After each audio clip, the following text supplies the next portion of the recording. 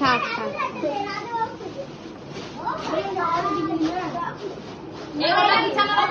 নোংরা হবে বাইরে বাইরে